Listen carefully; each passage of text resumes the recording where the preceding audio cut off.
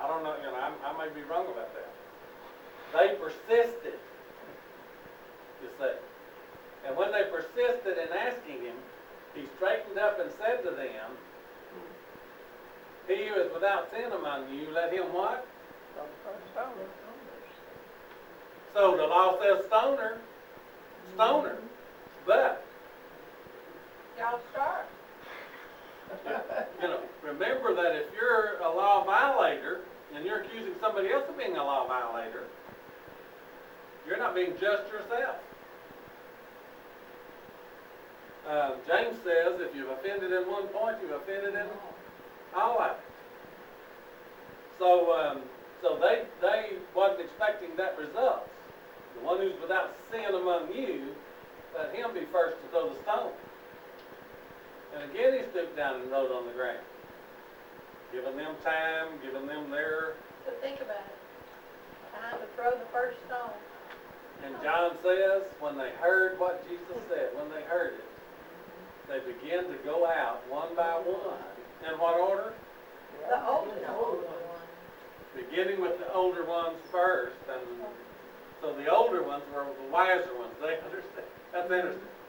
So they start going away. And of course, then you stop and think about it. Most of the time it's the young ones who want to be hot-headed and persist. That's interesting. But in the Jewish culture, it was, the older ones were the leaders, were the ones who have the, and the influence.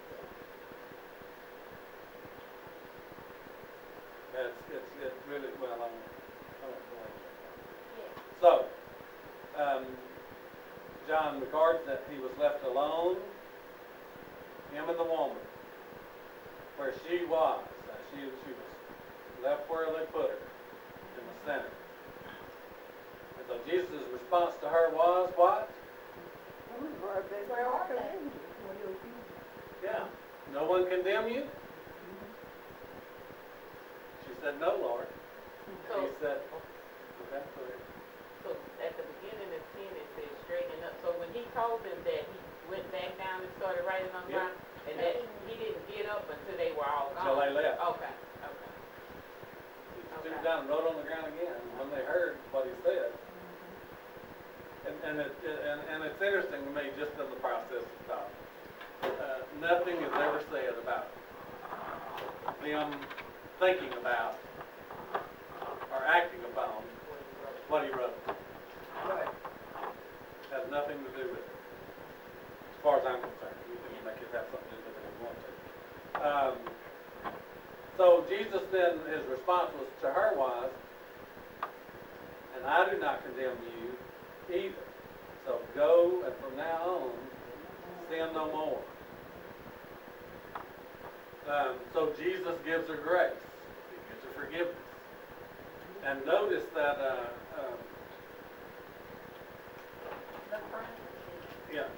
but in the process of the signs, and John doesn't deal with this point nearly as much as the other gospel writers do. When Jesus, for an example, would, he did with the man who was waiting for the water to be troubled, when he healed him. He told him to not sin anymore, that nothing fall on you,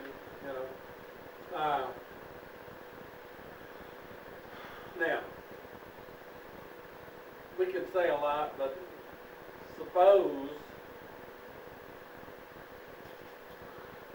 I think I heard Jim Wiggins say this, something like this first, but just suppose that 6 weeks later, Jesus is back at the temple, and some other Jews come and bring that same woman and say, look here, we caught her in adultery. What would Jesus do then? Say the same thing. He was without sin. He'd do the same thing, and he'd forgive her again. What do we do? Well, if they did it a second time, they must have not. They don't deserve being forgiven. If they did it a third time, they don't deserve consideration. And of course, see, that's not grace, and that's not God's heart. Hurt me once, shame on me. Hurt me shame on me. Yeah. Heard me twice, shame on you. No, vice versa. Anyway, I'm the one who's shamed if I let you do it to me twice. Right. So Daryl, you think sometimes when we're Christians do that, you think that we are causing someone to stumble, causing someone not to confess, because if I confess, they're gonna talk about it?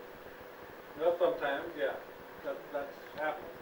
When people are judgmental, and then people expect to be judged, then they're not going to confess. They're not going to open up. Now, but it's interesting that in this whole process, remember in chapter 7, and I'm going to come back to verse 51 in chapter 7 to remind you, because some of the stuff that we're going to deal with now in this text. No, it's not 51. Further back. When the people said,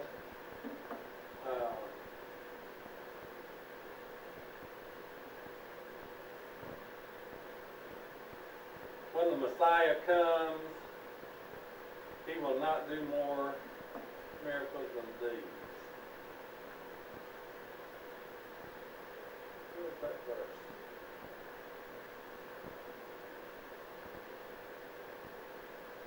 Verse 31. 31. I was thinking 51. Many of the crowd believed in him, and they were saying, when the Messiah comes, he will not perform more signs than those which this man has, will he? So the people were seeing the fact that the signs were proof that Jesus was Messiah. Now, but we get this statement that they believed in.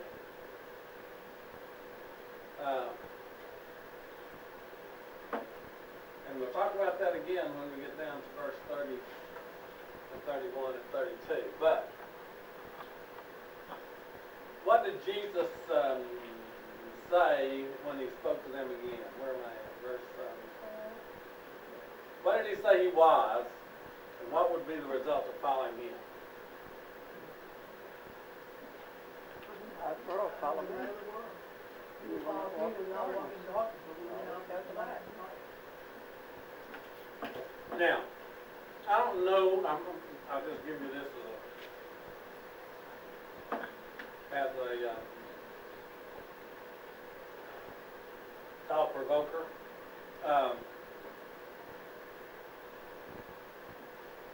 The Gospel of John is a contrast in several places. Already has contrasted in a couple places. The difference between Moses and Jesus. Moses gave you the manna from heaven. I am the bread from heaven. And on. One commentator, John Brown, who I like to read, said that when Jesus said, "I'm the light of the world," he probably turned and looked at the morning sun coming up. I think not, but you can do with that what you want to. The sun lights up the day, and then the night is the darkness, and that's when sin. That was his logic. I think the light, I think the Jew would have thought about the light that guided them in the wilderness, the pillar of fire by night, guided them through the darkness, as it were. I may be wrong about that. Just food for thought. But notice that, not walk in the darkness, but have the light of life. And I keep reminding you of this. When John introduced it, he didn't say the life of light. He said in him was life, and the life was the light of men. Life was the light of men. And most of the commentators that you'll read and scholars, and when they talk, will talk about the darkness of ignorance, the light of knowing the truth. And I think there's probably some merit in that, but I'm not sure we go far enough with the idea of knowledge. Knowing experientially what life really is.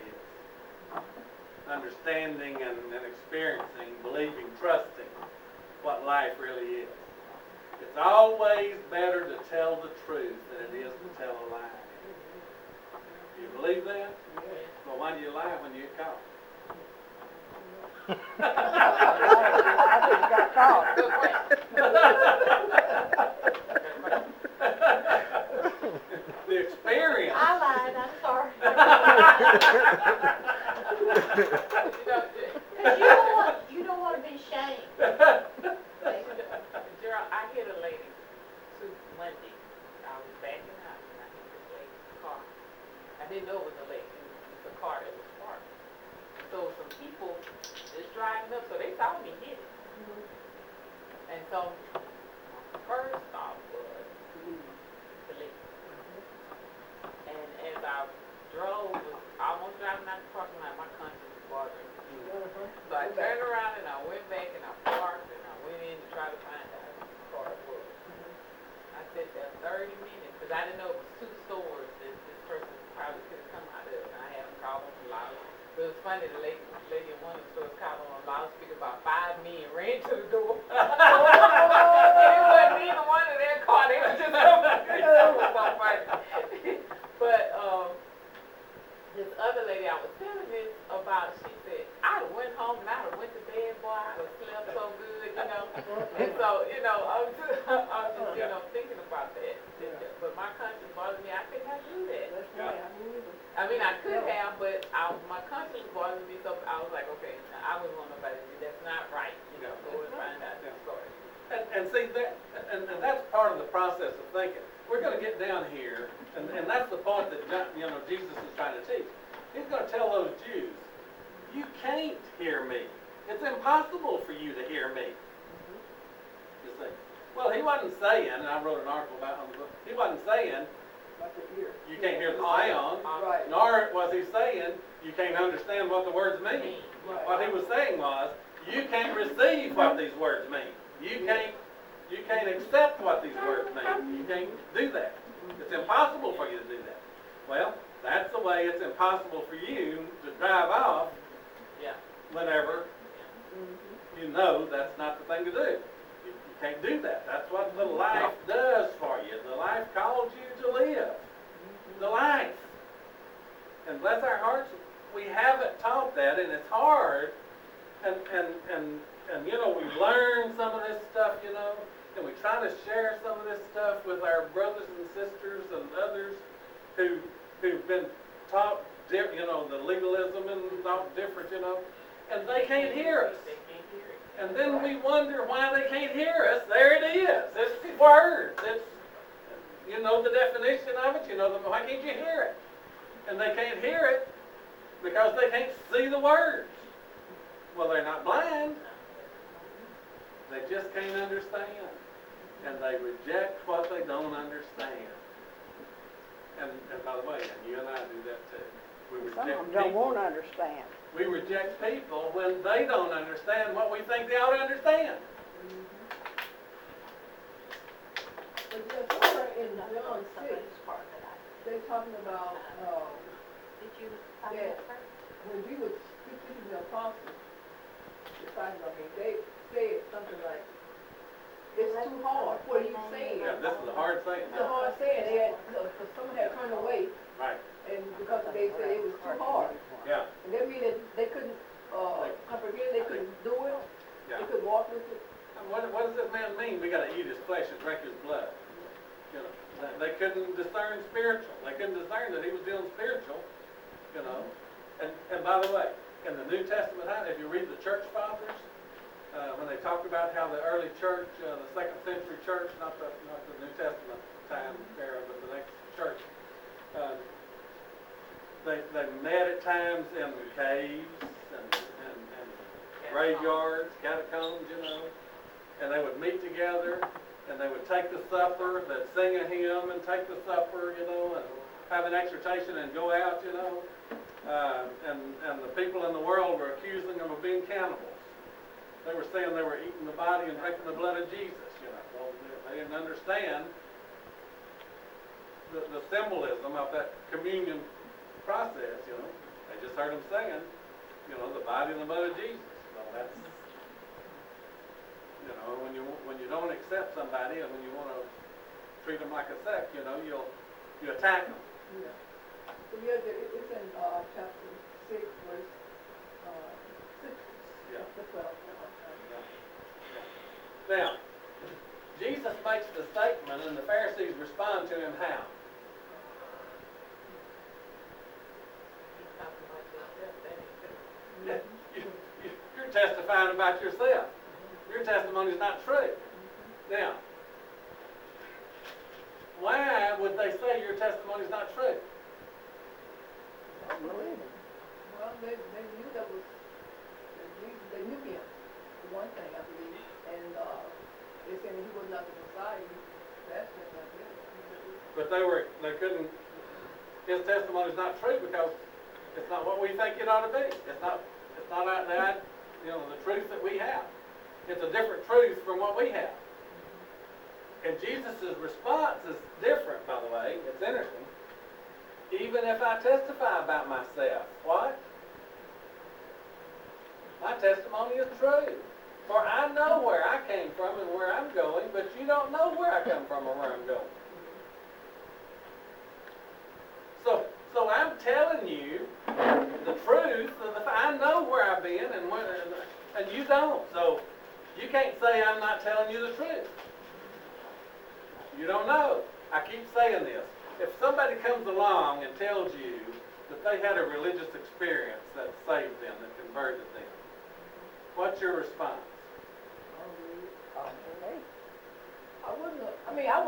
I wouldn't say that harsh to them, Mama said. I wouldn't believe, but I would tell them, I said, oh, okay, what happened? I wouldn't really hurt anybody's feelings. The normal response would be to say, no, you didn't. And if they were smart, they'd reply, how do you know? Were you there? How do you know? I would ask them You can't say I how didn't. it felt. See, you can't tell somebody they didn't have an experience if you don't know the fact. You can't tell them they didn't. Yeah. You don't know. Now, so the thing to do would be to say, okay, tell me about your experience. Tell me what Now let's go. Now let's go see. Now let's go see what the Bible says, and let's start examining God. You had this experience, and how do you know this experience was a saving experience? How do you reason and testify? And so you learn how to ask questions to help them understand. But by and large, if they believe that experience saved them, all the preaching you're going to ever do ain't going to ever change their life.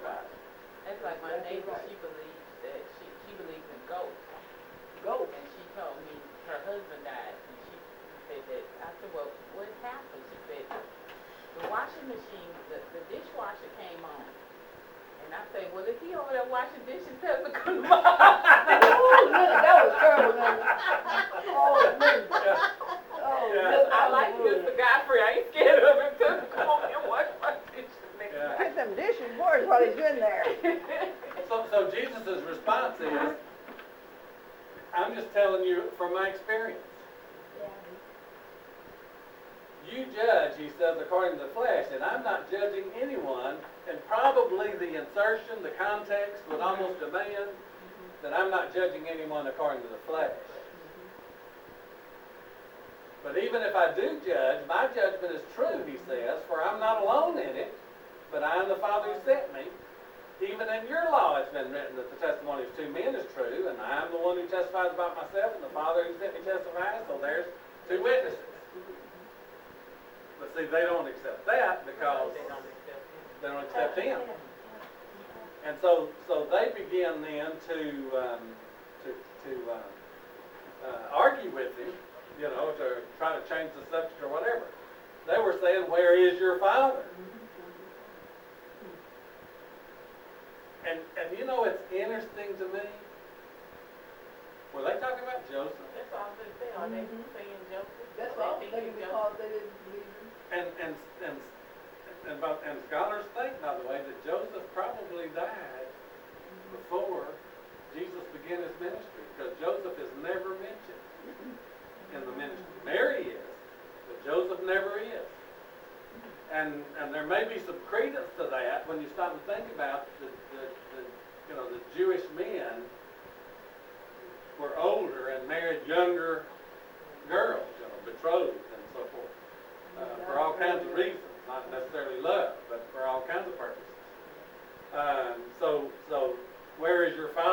Are they still thinking fleshly? See, which is what I think probably so. But you can do with that what you want to. And Jesus' response is, you neither know me nor my Father, because if you knew me, you would know my Father also. And these things he spoke in the treasury, and watch this, John make his statement.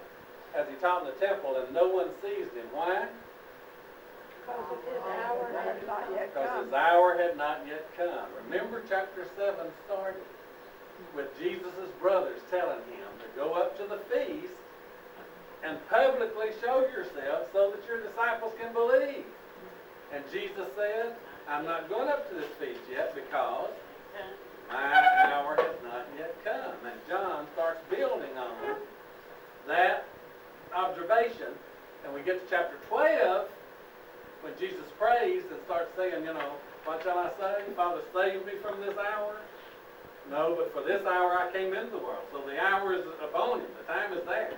So from at least 12 all the way through 20, folks, or up to 20. 20 gets the resurrection.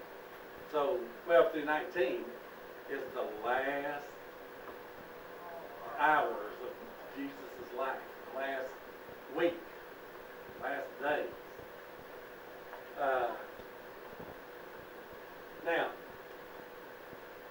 so he said again to them, you will seek me, and you will die in your sin. And y'all, I don't know how to deal with language all the time, but literally that says the sin of you. And so it's not your sin generally. When you have a definite article, it's generally specific. I think the sin is rejection of Jesus as Messiah. Again, you can do with that what you want. I think that's the whole context of John chapter 8. It's the context of the Gospel of John. John says, truly many other signs did Jesus in the presence of his disciples that are not written in this book. But these are written that you might believe that Jesus is the Messiah, the Christ, the Son of God, and believing have life in his name.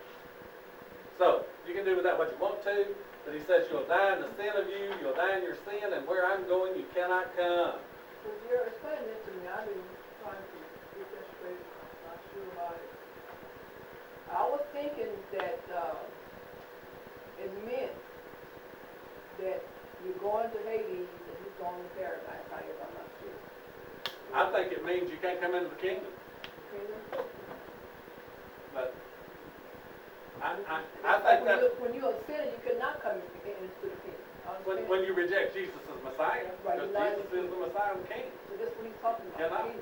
I think that's what he's dealing with. In John 14, which is our passage, and I'll wait till we get there to exegete it. But when we read John 14, what do we generally think he's dealing with?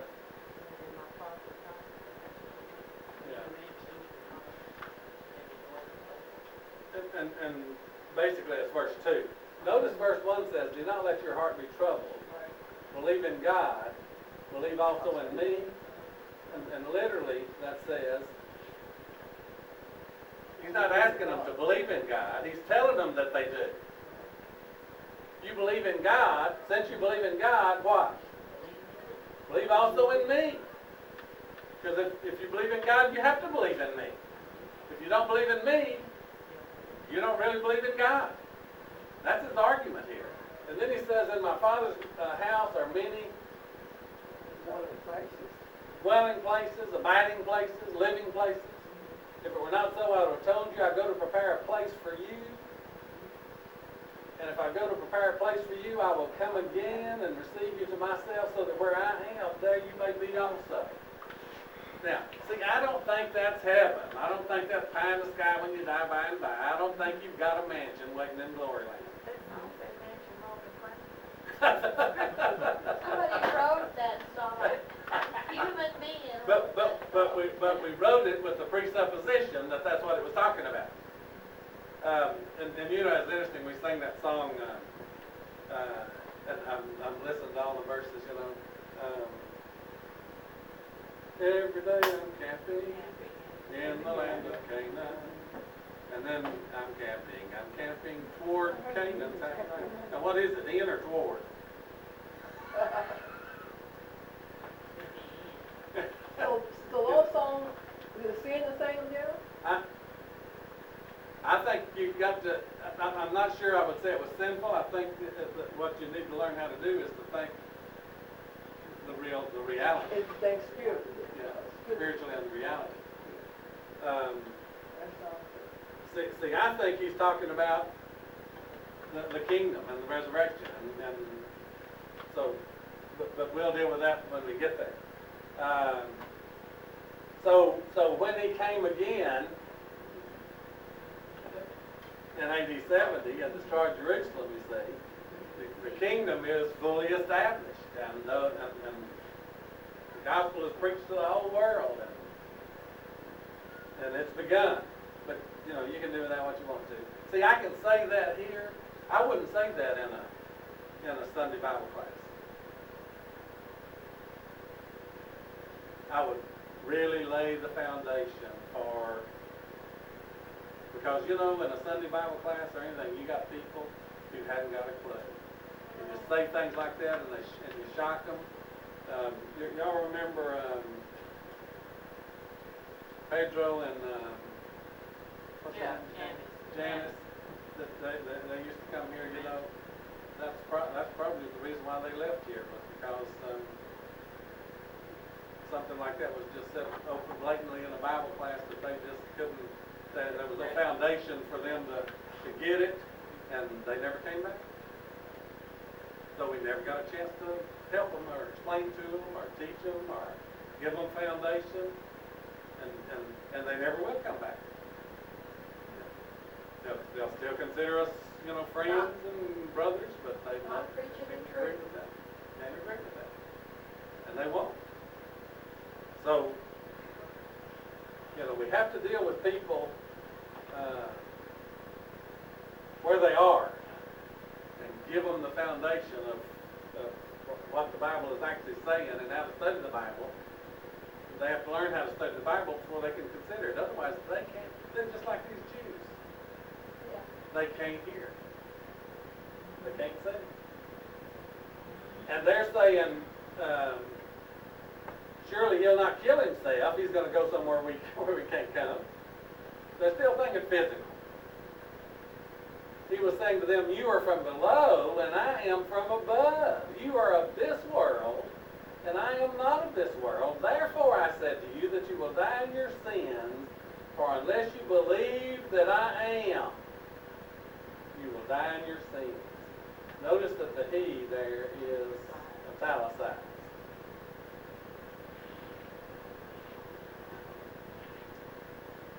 And the New American Standard makes the note that most authorities associate this statement with God's statement to Moses in Exodus 3 when he said, I am who I am.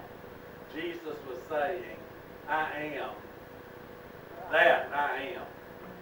I am that I am that talked to you in Exodus 3. And they were saying to them, who are you? And he said, what I've said from the beginning. I have many things to speak and judge concerning you, but he who sent me is true, and the things which I heard from him, these things I speak to the world. And they did not realize that he had been speaking to them about the Father. So he said to them, see, now we're going to get to the point. When you lift up the Son of Man, what's going to happen? What is that?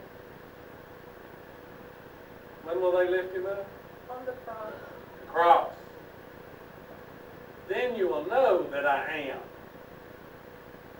And I can do nothing on my own initiative, but I speak the things my Father taught me. And then he makes this grand statement, which ought to be a statement that you and I strive for every moment of our lives. He who sent me is with me. He has not left me alone, for I always do the things that please him. Now, we get this, we get this statement, as he spoke these things, many came to what? Now, what did they believe?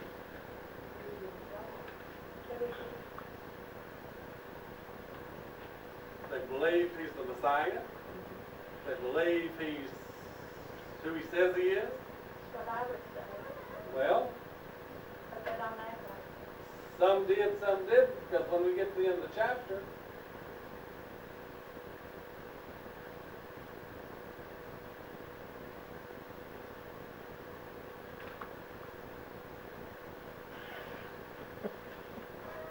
they pick up stones to throw at him.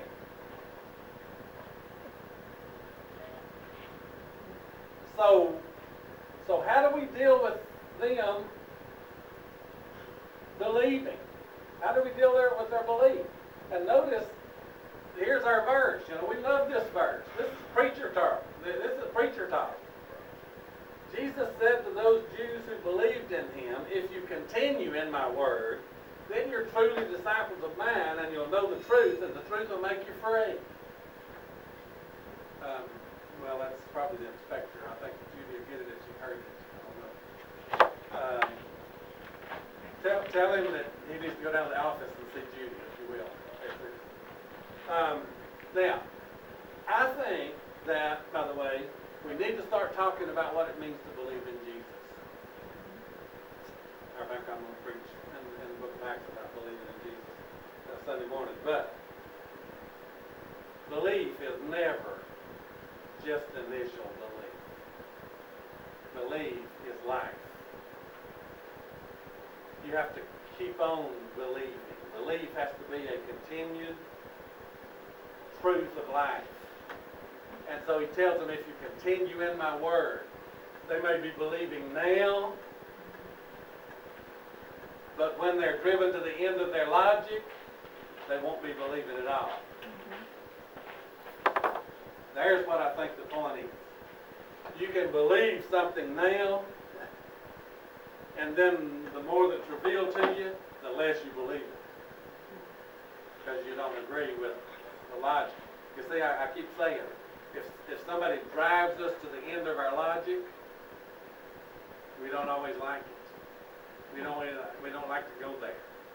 Because we don't think that's where our logic takes us. But folks, logic is logic and truth is truth. And logic has to take you to the end of that logic, whatever the logic is.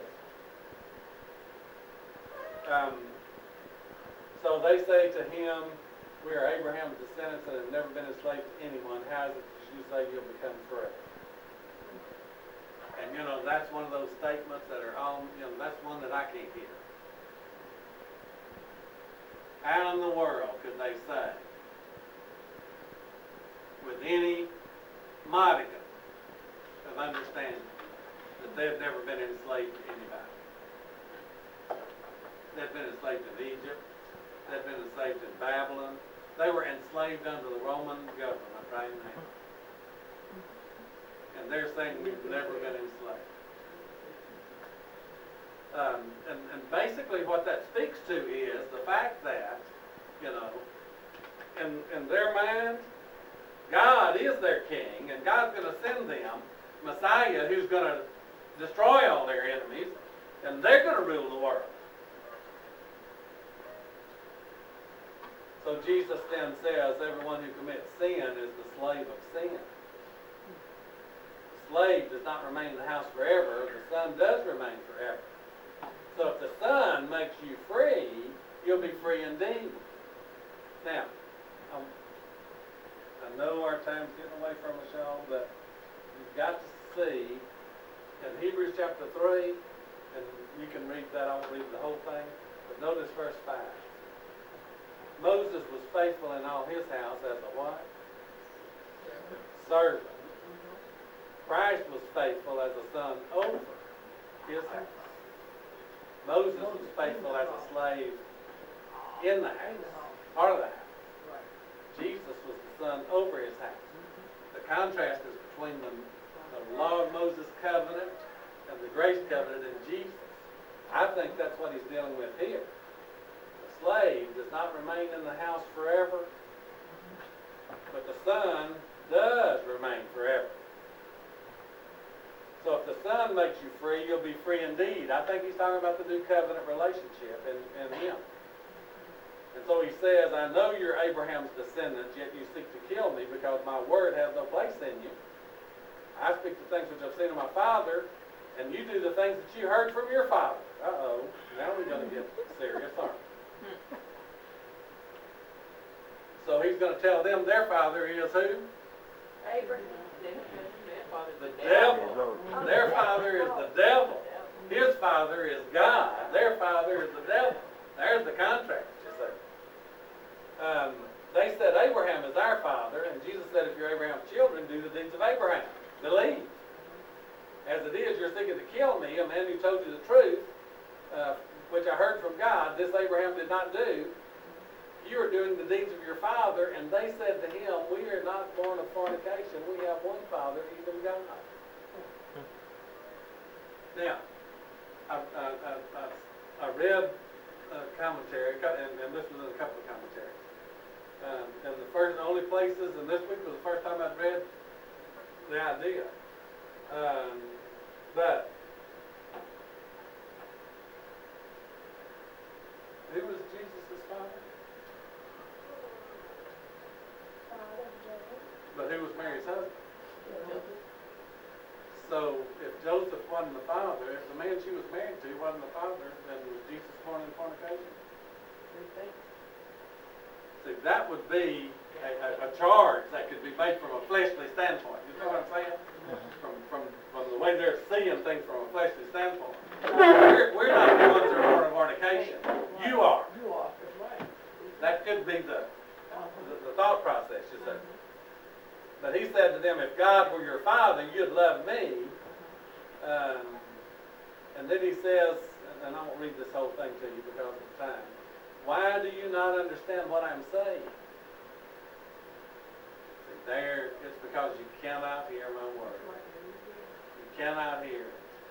Now, again, it's not because they couldn't hear sound. It wasn't because they didn't understand the meaning of the words Jesus said.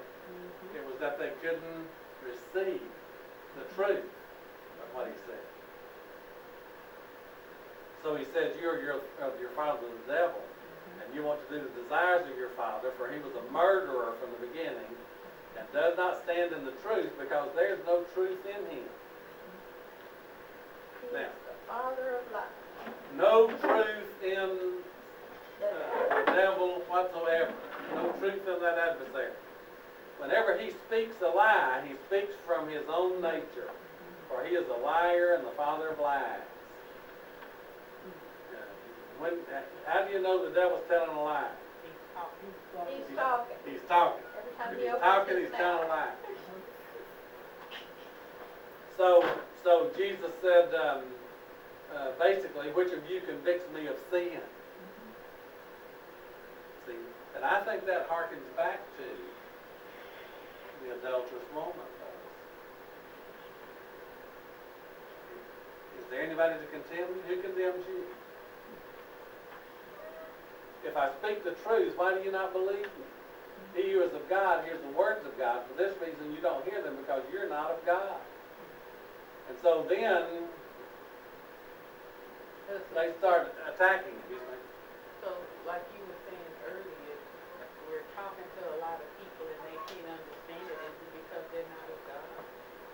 That's what these people do. You know, if It's like a foreign language. I think there's two things that you always have to think about. Number one, the truth. Number two, the truth. Now, the truth of the meaning, the word, and the truth of your heart and your attitude as you deal with it with people.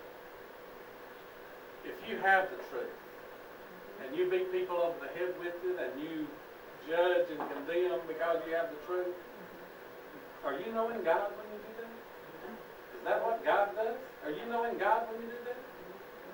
Or, you know, if you say you have the truth and it's not the truth, it's not the truth, yet are you of God when you do that?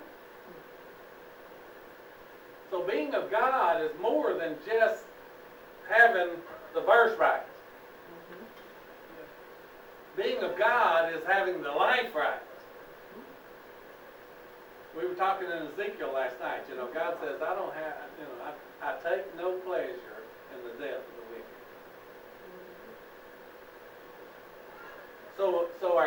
So our whole heart, that's why Jesus said, if they'll see with their eyes and hear with their ears and understand with their heart, I'd save them. So, then he says to them, truly, truly, I say unto you, if anyone keeps my words, he'll never see death. And now they say, you really do have a demon. We know you have a demon. Because everybody dies. Abraham died.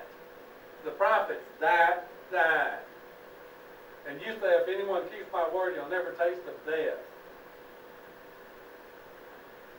And of course that harkens back to the statement of the Sadducees, you know, about the woman who married the man and he died, and married the brother and he died in 7.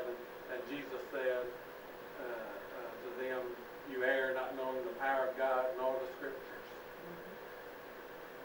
And he goes on to say, didn't you hear God when he said, I am the God of Abraham, Isaac, and Jacob? Not, I was the God of Abraham, Isaac, and Jacob. I am the God means Abraham, Isaac, and Jacob are still living. And so that's the point. You're not greater than Abraham who died. And Jesus said, if I glorify myself, my glory is nothing. It's my Father who glorifies me, of whom you say, he is our God. And yet you have not come to know him, but I know him. And if I say I don't know him, I will be a liar just like you. Isn't that something? But I do know him and keep his word. Now that goes back to the fact that when Jesus began, they said, your testimony is wrong because you're testifying about yourself. And Jesus said, no. My testimony isn't wrong because I'm testifying myself, because I'm the only one who knows the truth about myself. So they say, he says, Abraham rejoiced to see my day, and he saw it and was glad. And the Jews said, you're not yet 50 years old, and have you seen Abraham? And he responds again, truly I say unto you, before Abraham was, I am. And when he said that, they picked up stones to throw at him, but Jesus hid himself and went out of the temple. So they understood that Jesus was saying, I am that Yahweh, that Jehovah. And so they're going to kill him. Now, 2 things. I'm through. 2 things. Number 1, remember last class, next September. But John 8 starts the time of the light of the world. John 9 starts with the story about the blind man.